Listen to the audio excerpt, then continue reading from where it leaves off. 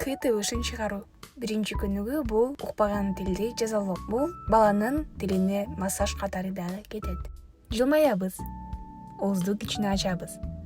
Жана жоон тилибизди алдыга, астыга жылдырып тиштейбиз. Бул көнүгүүнү 10-15 жолу кылабыз.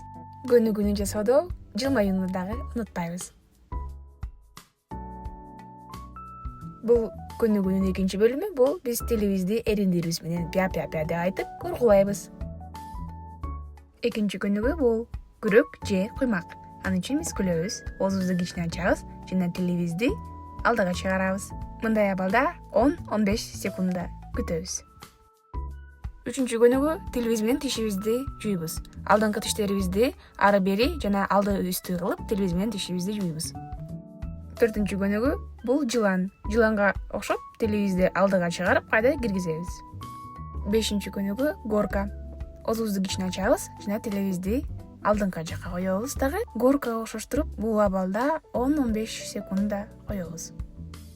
Тилибизди горка абалында кылып бактадан тоолук жасап, тамагыбыздан аба чыгарабыз дагы бактаны түшүргөнгө аракет кылабыз.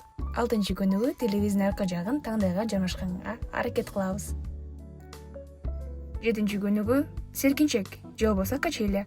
Тилибизди тишибиздин астыңкы жагына жана үстүңкү жагына коюп, качеляга окшоштурабыз.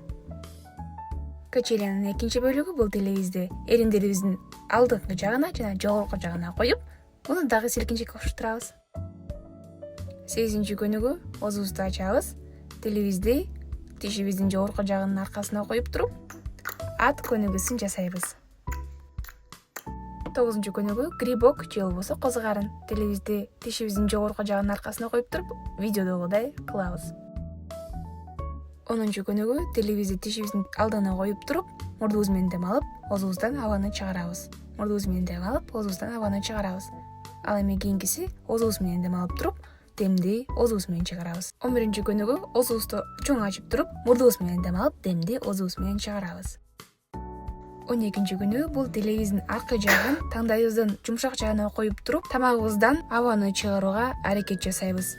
Бул учурда колубузга бактаны алып туруп, бактаны түшкөнгө чейин абаны чыгарсак болот.